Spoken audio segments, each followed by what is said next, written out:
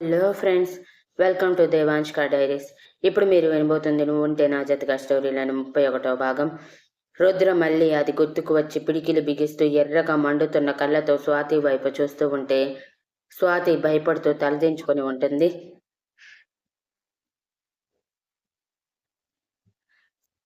రుద్ర పెళ్లి కొడుకు వైపు చూస్తూ అడుగుతుంది కదా, చెప్పు, నువ్వు ఇది కలిసి ఏం చేశారు అని అరుస్తాడు.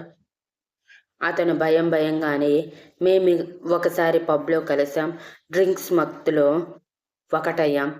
ఆ తర్వాత రోజు నేను సారీ చెప్పాను. స్వాతి లైట్ తీసుకుందని నేను వదిలేశాను. అప్పటి నుంచి ఎప్పుడైనా కలవాలి అనుకుంటే ఆ పబ్లోనే ఎప్పుడైనా కలిసి ఎంజాయ్ చేసేవాళ్ళం. 2 రోజుల క్రితం రుద్రగారు మా ఇంటికి వచ్చారు అంటూ రుద్ర వాళ్ళ ఇంట్లో చేసిన రణరంగం మొత్తం చెప్తాడు. నేను మీకు చెప్తాను. రుద్ర స్వాతి బాయ్ ఫ్రెండ్ ఇంటికి మధ్యాహ్నం ఇంపార్టెంట్ మీటింగ్ ఉందని శక్తికి చెప్పి ఒక్కటే వెళ్తాడు. కాలింగ్ బెల్ కొట్టగానే డోర్ తీసిన స్వాతి బాయ్ ఫ్రెండ్ అమ్మగారిని చూసి, నమస్కారాలండి, మీ అబ్బాయి ఉన్నాడా అని డైరెక్ట్ పాయింట్లోకి వచ్చేస్తాడు.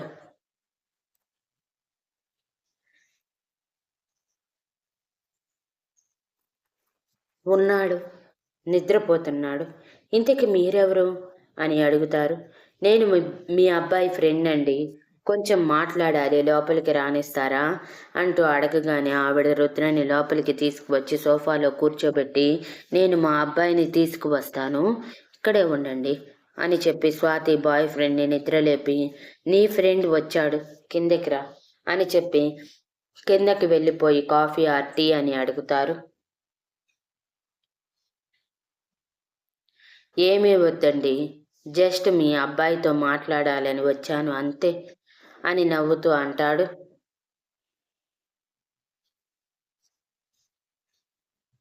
ఆవిడ సరే అని రుద్ర ఎదురుగా కూర్చుని, మీరు ఏం చేస్తుంటారు అని నవ్వుతూ అడుగుతుంది. మీకు ఆనంద్ ఇండస్ట్రీస్ తెలిసే ఉంటాయనుకుంటా అని అడిగాడు.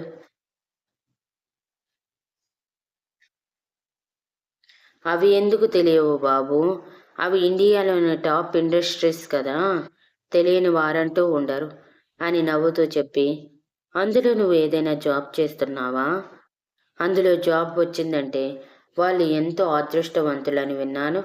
ఒకవేళ నీకే కానీ అందులో జాబ్ ఉండి ఉంటే మా వాడికి ఒక జాబ్ చూసి పెట్టు బాబు, వెధవ, చదువైపోయింది కానీ జాబ్ చేయమంటే ఊరి మీద పడి తిరుగుతున్నాడు, వాడి జీవితం ఏమైపోతుందని మేము కంగారు పడుతున్నాము అని దిగాలుగా అంటారు. తప్పకుండా అండి, మీ అబ్బాయి లైఫ్ సెటిల్ చేయటానికే నేను వచ్చింది అని కన్నింగా నవ్వుతూ మాట్లాడుతూ ఉండగానే కిందకి వస్తున్న స్వాతి బాయ్ ఫ్రెండ్ రుద్రని చూసి ముందు కంగారు పడి తర్వాత భయపడి ఆ భయం బయటికి చూపించకుండా నార్మల్గా కిందకి వచ్చి మీరు అంటూ ఏమీ తెలియనట్టు అడుగుతాడు. రుద్ర కూడా ఏమీ తెలియనట్టే, ఇప్పుడే చెప్పారు మీ అమ్మగారు నువ్వు చదువు అయిపోయాక గాలికి తిరుగుతున్నావని, జాబ్ చేయకుండా ఎందుకు ఉన్నావు, అయినా జాబ్ చేయకుండా నీకు మనీ ఎక్కడి నుంచి వస్తున్నాయి ఎంజాయ్ చేయటానికి అని అడుగుతాడు. అది ఎందుకు అడుగుతావులే బాబు, మా ఆయన చేసే జాబ్కి మా ఇల్లు గడవటమే కష్టం అనుకుంటే వీడి చదువైపోయిన జాబ్ చేయను, కొన్నాళ్ళు ఎంజాయ్ చేస్తాను అంటూ జాబ్ ఏమీ లేకుండా వాళ్ళ నాన్న దగ్గర ఉన్న డబ్బులన్నీ తీసుకుంటాడు. ఒక్కోసారి నేను దాచుకున్న డబ్బులు కూడా లాగేసుకుంటాడు. ఎంత చెప్పినా వినడు. వీడిని దారిలో పెట్టలేక మేమేం చేయాలో అర్థం కాక నోరు మూసుకొని ఉన్నాము. కొడదామనుకున్నా ఎక్కడ ఆత్మహత్య చేసుకొని మాకు దూరం అయిపోతాడేమో అని భయపడ్డాము. ఈ రోజుల్లో తల్లిదండ్రులు కొడితే చేస్తామని బెదిరించే వాళ్ళల్లా తయారయ్యారు. ఒక్కగానొక్క కొడుకు, మాకు దూరం అయిపోతాడేమో అని కూడా అని ఆ పని చేయలేక నోరు మూసుకొని ఉన్నాము అని చాలా దిగులుగా అంటారు. స్వాతి బాయ్ ఫ్రెండ్ని ఫ్రెండ్ కోపంగా, అమ్మ, ఎవరితోనూ నా పర్సనల్ విషయాలు మాట్లాడడం ఏంటి? అయినా నేను జాబ్ పోతే ఏమైంది? ఇప్పుడు ఇల్లు గడుస్తుంది కదా. నేనేమంత ఎక్కువ ఖర్చు పెట్టను. నెలకి జస్ట్ ఒక 5-6 వేలే. ఆ మాత్రం కొడుకు పెట్టలేరా ఏంటి అని అరుస్తాడు. రుద్ర పైకి లేచి అతని దగ్గరికి వెళ్తూ, కొడుకుగా పుట్టి ఒక వయసుకు వచ్చాక వాళ్ళ బాధ్యత నువ్వు తీసుకోవాల్సింది పోయి నువ్వే వాళ్ళకి బరువుగా మారిందే కాకుండా నా ఇంటి పరువుని తీయాలని చూస్తావా? ఎంత ధైర్యంరా నీకు? ఈ రుద్ర గురించి తెలిసే ఇంత సాహసం చేశావంటే నిన్నేమనుకోవాలి అంటూ అతని కడుపులో గట్టిగా పంచేస్తాడు.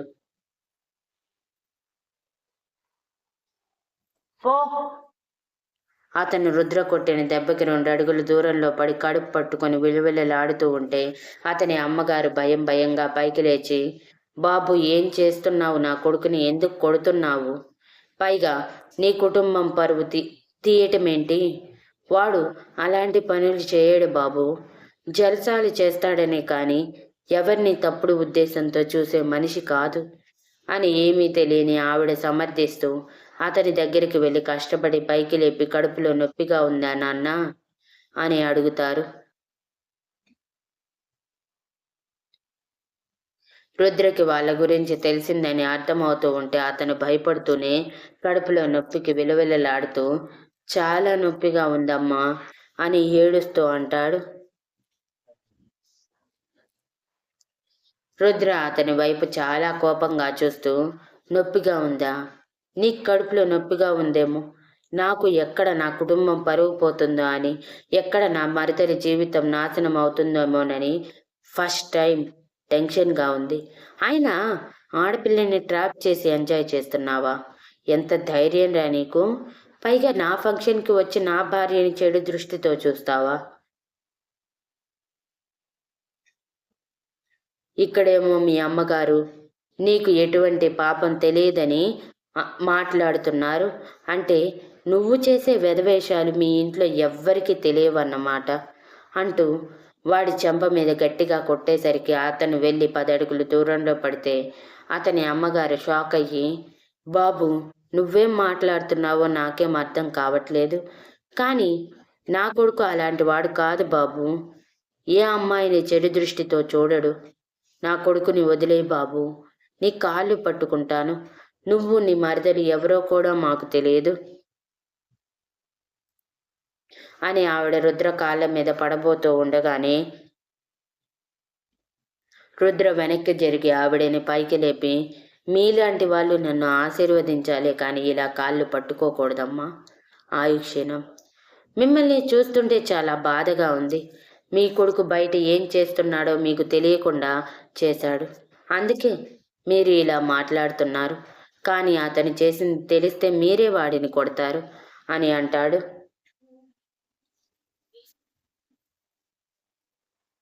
అప్పటికే ఆవిడకి ఏదో అనుమానంగా ఉండి, ఏం చేశాడు బాబు నా కొడుకు అని ఒకవైపు అతని చెంప పగిలిపోయి బ్లడ్ వచ్చి రక్తం కక్కి దగ్గుతూ ఉంటే అడుగుతారు.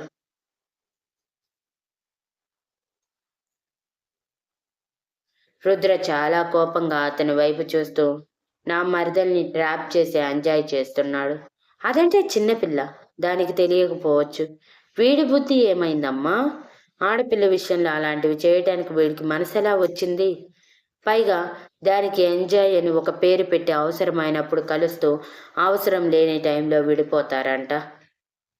అంతేకాకుండా నా రిసెప్షన్కి వచ్చి నా భార్య గురించి చాలా వల్గర్గా మాట్లాడాడు. నా భార్య గురించి చిన్న మాట బ్యాడ్గా వచ్చినా నేను సహించలేను. అటువంటిది వీడు నా ప్రాణాన్ని చెడు దృష్టితో చూస్తే వదిలేయాలా?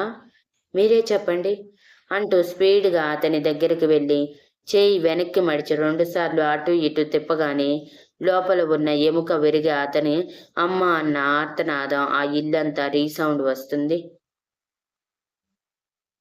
ఆవిడ రుద్ర చేసే బీభత్సానికి భయపడిపోయి అతను చేసిన తప్పుకి కోపంగా ఉన్న కళ్ళెదురుగా ఉన్న కన్న కొడుకు అంత బాధలో ఉంటే తట్టుకోలేక అతని దగ్గరికి వెళ్ళి చేతులు పట్టుకొని, బాబు, నా కొడుకు చేసింది తప్పే, కానీ అలా అని వాడిని చంపేయద్దు. కావాలంటే మీ మరదల్ని మా వాడు పెళ్లి చేసుకుంటాడు. మా వాడిని వదిలేయ్ బాబు, ప్లీజ్ బాబు. ఉన్న ఒక్కగానొక్క కొడుకు ఇలా ఏడుస్తూ ఉంటే తట్టుకోలేకపోతున్నాము. ఇంకెప్పుడు ఎలాంటి తప్పుడు పనులు చేయకుండా మేము చూసుకుంటాము. మమ్మల్ని వదిలేయండి బాబు అని ఏడుస్తూ ప్రాధేయపడుతూ ఉంటారు. వదిలేస్తానమ్మా, కానీ వీడెందుకు నా మరదల్ని ట్రాప్ చేశాడో చెప్పమను. అలాగే మరొక వారం రోజుల్లో వీడికి నా మరదలికి పెళ్ళి. నా మరదలు కట్టు బట్టలతో ఇక్కడికి వస్తుంది. వీడే దానిని పోషించాలి. మీరు మాత్రం వీడికి ఒక్క రూపాయి కూడా ఇవ్వటానికి కూడా వీల్లేదు. అలా కాదని ఇచ్చారంటే నా గురించి మీకు తెలియదు. మీ కొడుకు జీవితాంతం మీ కంటికి కనిపించనంత దూరంగా వెళ్ళిపోతాడు అని వార్నింగ్ ఇస్తాడు. అతను భయపడిపోయి, వద్దు వద్దు సార్, నేను మీ మరదల్ని పెళ్లి చేసుకుంటాను. నేను నా ఫ్రెండ్స్తో ఒకసారి పబ్కి వెళ్ళినప్పుడు మీ మరదలు అక్కడే తాగి తూగుతూ నా దగ్గరికి వచ్చి డ్యాన్స్ చేస్తూ షెడ్యూస్ చేసింది. నేను వయసులో ఉన్నా కదా అని ఆ టైంలో ఒకటైపోయాము. ఆ తర్వాత స్వాతి జరిగిన దాన్ని లైట్ తీసుకునేసరికి నేను వదిలేశాను. అప్పటి నుంచి మేము కుదిరినప్పుడు అలా కలుస్తూ ఎంజాయ్ చేస్తూ ఉండేవాళ్ళం. అంతే తప్ప నా అంతట నేను మీ మరదల్ని ట్రాప్ చేయలేదు సార్. ప్లీజ్ సార్, నన్ను వదిలేయండి. మీ మరదల్ని పెళ్లి చేసుకొని నా అంతట నేనే పోషిస్తాను. ఏదైనా జాబ్ చూసుకుంటాను అని ఏడుస్తూ రుద్ర కాళ్ళ మీద పడి అడుగుతాడు.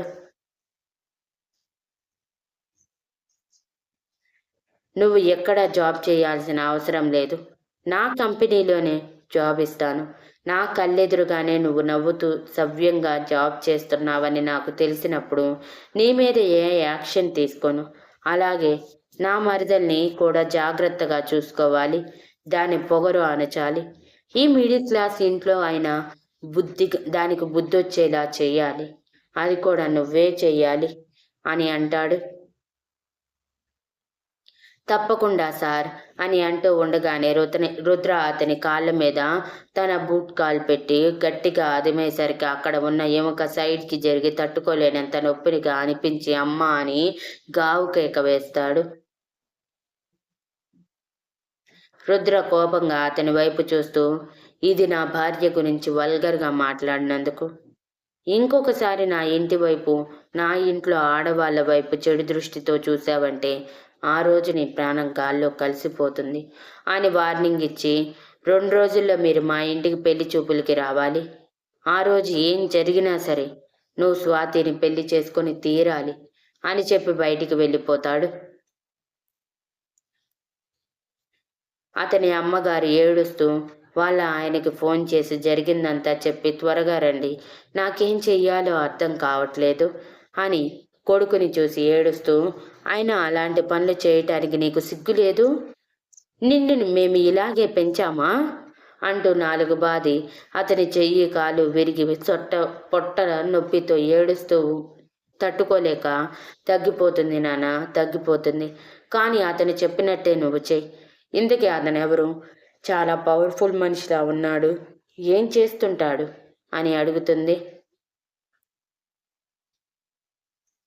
అతని ఏడుపులోనే ఆనంద్ ఇండస్ట్రీస్ CEO అమ్మ అతను. నేను ఎంజాయ్ చేస్తున్న అమ్మాయి బావ అని అనగానే ఆవిడ షాక్ అవుతుంది.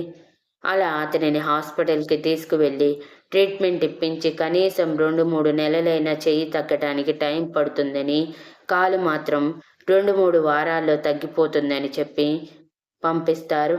అలా 2 రోజుల్లో రుద్ర చెప్పినట్టుగానే ఇప్పుడు పెళ్లి చూపులకి వస్తారు. ఇది జరిగింది అంటూ అందరి వైపు చూసేసరికి అందరి మొహంలో నెత్తుడి చుక్క ఉండదు.